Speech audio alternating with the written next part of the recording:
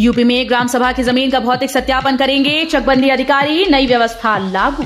उत्तर प्रदेश में ग्राम सभा की भूमि का भौतिक सत्यापन करने के लिए एक नई व्यवस्था लागू की गई। चकबंदी आयुक्त जीएस नवीन कुमार ने शनिवार को इस बारे में आदेश जारी किए। आदेश के अनुसार चकबंदी अधिकारी और संबंधित तहसील के तहसीलदार संयुक्त रूप से हर 3 माह में एक बार और साल में 3 बार ऐसा भौतिक सत्यापन करेंगे। अभी भी वोटर लिस्ट से नाम जुड़वाने का मिलेगा मौका, करना होगा ये काम। लोकसभा चुनाव की आदर्श आचार संहिता लागू होने के साथ ही अब वोटर लिस्ट से किसी भी वोटर का नाम नहीं काटा जाएगा। हाँ, अगर किसी का नाम वोटर लिस्ट में शामिल नहीं है तो वो अपना नाम जरूर जुड़वा सकता है। इसके साथ ही आगामी 1 अप्रैल को जो युवा 18 साल की उम्र पूर्ण कर रहे हैं वो भी इस बार लोकसभा चुनाव में मतदान करने के लिए वोटर बनने का आवेदन यानी फॉर्म संख्या 6 भर सकते हैं। एनसीआर की तरह यूपी के 6 जिलों के 27,826 वर्ग किलोमीटर क्षेत्र में बनेगा एससीआर, दायरे से 2 जिले किए बाहर। दिल्ली एनसीआर की तर्ज पर यूपी स्टेट कैपिटल रीजन बनाने की कवायद तेज हो गई। कमिश्नर डॉक्टर रोशन जैकब ने इसके लिए 3 दिन पहले शासन को रिपोर्ट भेज दी।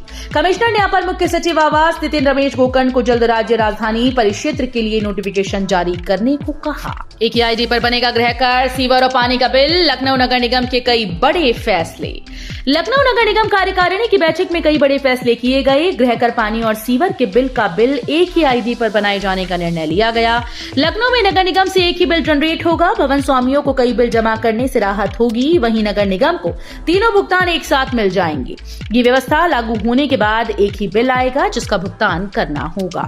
लखनऊ चारबाग रेलवे स्टेशन पर बन रहे आइलैंड प्लेटफॉर्म से चलेंगी ट्रेन, यात्रियों को मिलेगी राहत। लखनऊ चारबाग रेलवे स्टेशन पर 2 आइलैंड प्लेटफॉर्म बनाए जा रहे हैं। ये प्लेटफॉर्म जंक्शन के कैब वे के रास्ते से सटे पुराने माल गोदाम की जगह बनाए जा रहे हैं। 6 से 8 माह में ये तैयार होगा। इससे लखनऊ से चलने वाली ट्रेन को इन आइलैंड प्लेटफॉर्म पर शिफ्ट किया जा सकेगा। इससे यात्रियों को ट्रेन पकड़ने में आसानी होगी। उत्तर रेलवे लखनऊ मंडल के चारबाग रेलवे स्टेशन का अपग्रेडेशन तेजी से चल रहा है। इसके तहत सेकेंड एंट्री की ओर निर्माण चल रही है। प्रयागराज से उड़ान भरने को आकाशा एयर तैयार। 20 मार्च को विमान संचालन पर होगा मंथन। संगम नगरी के लिए राहत भरी खबर है। विमानन कंपनी आकाशा ने यहां से दिल्ली समेत कई अन्य शहरों के लिए सीधी उड़ान शुरू करने में दिलचस्पी दिखाई। कंपनी के प्रतिनिधि 20 मार्च को प्रयागराज पहुंच रहे हैं। यहां एयरपोर्ट अथॉरिटी के अफसरों संग विमान सेवा पर मंथन करेंगे। प्रयागराज से आकाशा ने दिल्ली के लिए सीधी उड़ान अप्रैल से ही शुरू करने का मन बना लिया है।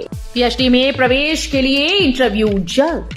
इलाहाबाद विश्वविद्यालय ने संयुक्त शोध प्रवेश परीक्षा के प्रथम चरण की परीक्षा का परिणाम जारी कर दिया है। विश्वविद्यालय प्रशासन मंगलवार से कॉलेज और विभागों को क्रेट का रिजल्ट भेजेगा। इसके बाद इसी माह से लेवल 2 के इंटरव्यू आयोजित होंगे। क्रेट 2023 के लिए 30 दिसंबर 2023 को लिखित परीक्षा हुई थी।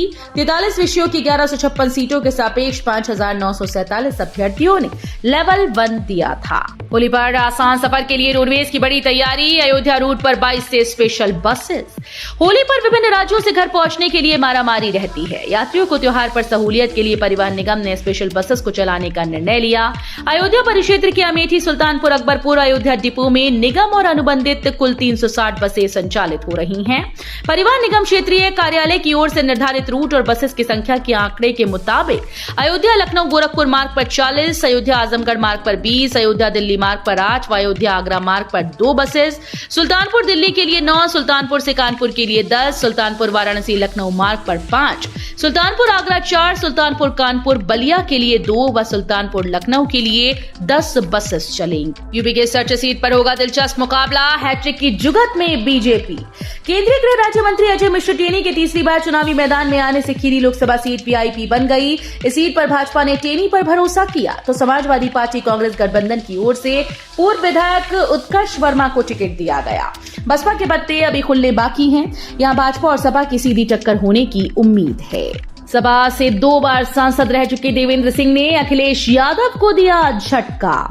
भारतीय जनता पार्टी ने रविवार को सपा को एक और झटका दे दिया। समाजवादी पार्टी से एटा से 2 बार सांसद रह चुके देवेंद्र सिंह यादव ने भाजपा का दामन थाम लिया है।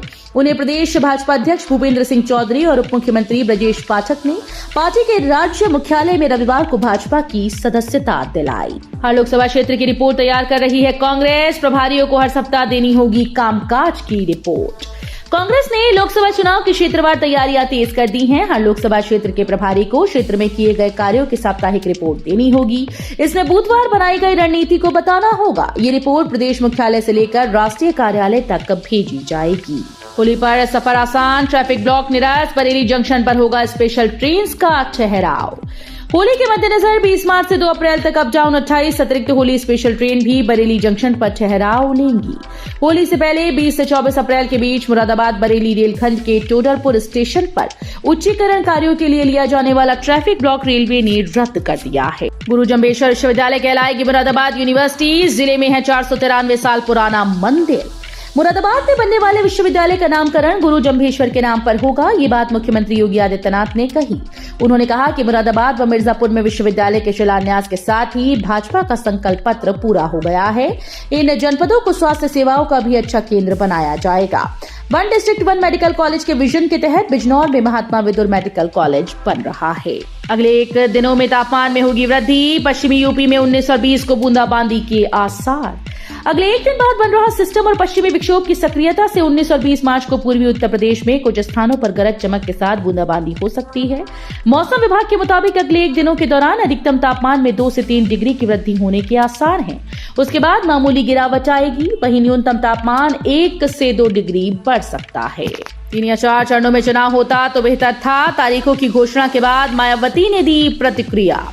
यूपी में पूरे देश में 7 चरण में चुनाव संपन्न कराए जाएंगे। अब इसे लेकर बहुजन समाज पार्टी की प्रमुख मायावती ने निर्वाचन आयोग पर सवाल खड़े किए। सोशल मीडिया प्लेटफॉर्म एक्स पर पोस्ट करते हुए लिखा कि लोकसभा चुनाव अगर 3 या 4 चरण में करवाए जाते तो बेहतर होता, जिससे देश के संसाधनों और समय की बचत होती। केंद्रीय चुनाव आयोग के द्वारा लोकसभा चुनाव कार्यक्रम की घोषणा के बाद जारी बयान में मायावती ने आयोग की घोषणा का स्वागत किया। एल्विश यादव गिरफ्तार। नोएडा पुलिस का रेप पार्टी मामले में एक्शन। सांपों के जहर मामले में गिरफ्तार किए गए यूट्यूबर एल्विश यादव को कोर्ट ने 14 दिनों के लिए न्यायिक हिरासत में भेज दिया है। पुलिस ने एल्विश यादव को रविवार को ही गिरफ्तार किया था और उसके बाद कोर्ट के सामने पेश किया। पुलिस ने बताया कि एल्विश पर एनडीपीएस एक्ट भी लगाया गया। इसे विस्तार में narcotics, drugs and psychotropic substance act 1985 कहते हैं। इसके तहत 10 से 20 साल तक की सजा हो सकती है। केदारनाथ, गंगोत्री, चारों धामों के दर्शन होंगे महंगे, इतना फीसद बढ़ेगा किराया। उत्तराखंड 4 धाम यात्रा की तैयारियां शुरू हो गई हैं। गंगोत्री, यमुनोत्री, केदारनाथ समेत चारों धामों के कपाट खुलने की तारीख का ऐलान हो गया। लेकिन इस बार 4 धाम यात्रा पर आने वाले तीर्थयात्रियों को अपनी जेब से अतिरिक्त रुपए चुकाने होंगे। विदित हो कि 4 धाम यात्रा में महाराष्ट्र, यूपी, राजस्थान, पश्चिम बंगाल समेत देश के कई राज्यों से तीर्थयात्री दर्शन को उत्तराखंड आते हैं। सीएम योगी की आपत्तिजनक तस्वीर वायरल करने वाले शख्स को पुलिस ने किया गिरफ्तार।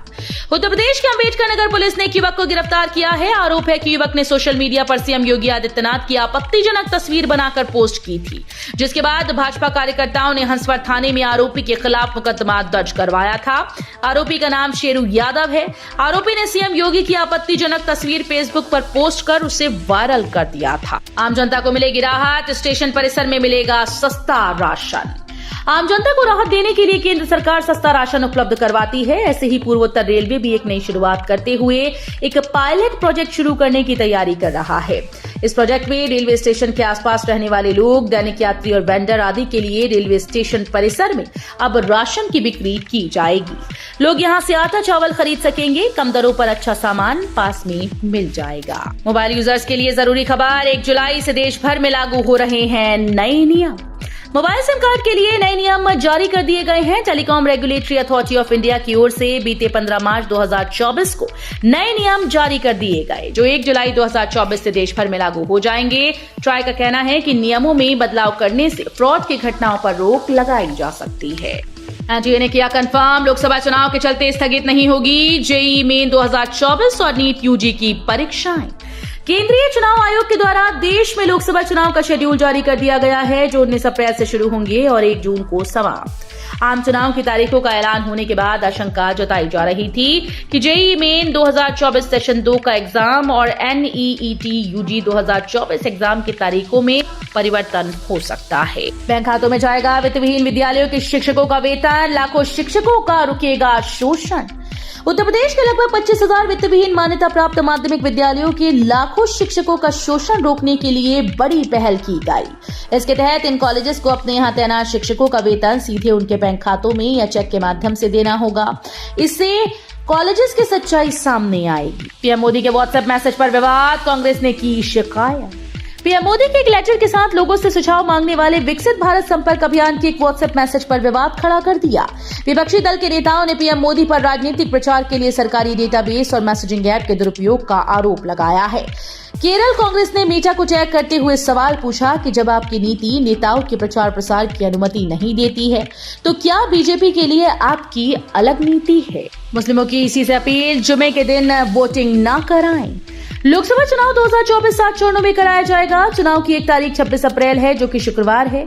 इसे देखते हुए मुस्लिम संगठनों ने चुनाव आयोग से तारीख बदलने की मांग की है। इंडियन यूनियन मुस्लिम लीग और केरल के एक मुस्लिम संगठन ने मुस्लिम समुदाय के लिए जुम्मे के महत्व का हवाला देते हुए 26 अप्रैल को होने वाले लोकसभा चुनाव को स्थगित करने की अपील की है। Senior citizen day care centre की मिली सौगात, सोमवार से मिलेगी निःशुल्क सुविधा। कानपुर में सांसद देवेंद्र सिंह भोले, विधायक नीलिमा कटियार, नगर आयुक्त शिव शरणगप्पा जीएन ने मोती झील मेट्रो स्टेशन के पीछे तुलसी उपवन में नवनिर्मित सीनियर डे केयर सेंटर का लोकार्पण किया। इस दौरान सांसद और विधायक ने इस सेंटर में वरिष्ठ नागरिकों के साथ कैरम, शतरंज, लूडो खेलकर उनका हौसला बढ़ाया।